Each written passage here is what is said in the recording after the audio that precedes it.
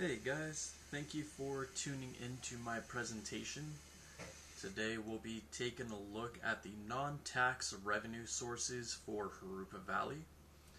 To do this, we'll be utilizing the 2025 through 2026 adopted budget for these statistics. To begin, let's analyze the most common non-tax revenue sources in general for most cities. The first most common non-tax revenue source is funding that is received from higher levels of state or federal government. Funding is received through these intergovernmental grants, and this may be through grants such as the Community Development Block Grants, otherwise known as the CDBG, or other specific purpose grants. As it says in the name, these funds often come with specific guidelines on how the money can be spent.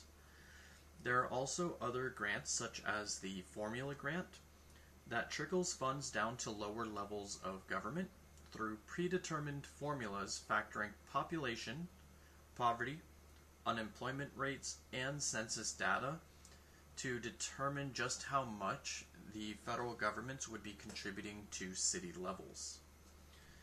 Another non-tax revenue sources is fees that are collected from users of city services, which I'll talk a little more in depth later on into the presentation.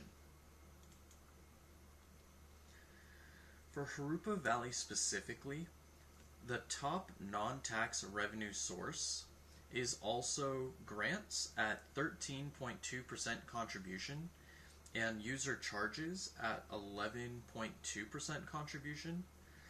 However, the user charges is categorized under fees, fines, and permits, and it expands a little more than just the user charges, rather than it includes the fees and fines from making violations. So the city relies on these two because it creates a diverse portfolio of revenue streams on top of other taxes that the city collects, and it avoids an over-reliance on one specific method that would burden a specific population. Grants help with capital projects like infrastructure or transportation, but as a reminder, these often come with strict guidelines that the grant money must be used in a specific manner. Circling back to the user charge revenue breakdown, I included a snippet from the adopted budget explaining what exactly makes up this category. And you can see that some of these charges are people that are trying to obtain permits for the cities in their building processes. But also it could be citizens that are violating certain codes or certain penalties for the city, in which the city is recollecting some money as payment for those violations.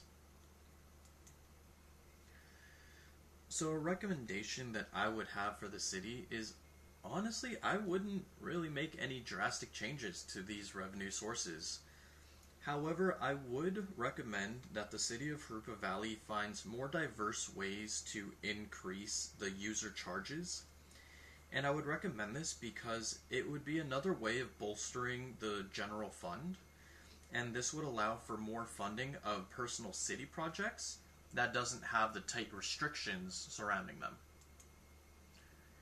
Thank you guys so much for listening to my presentation. I look forward to interacting with you all and getting some feedback on the non-tax revenue sources for y'all cities. Hope y'all have a great day.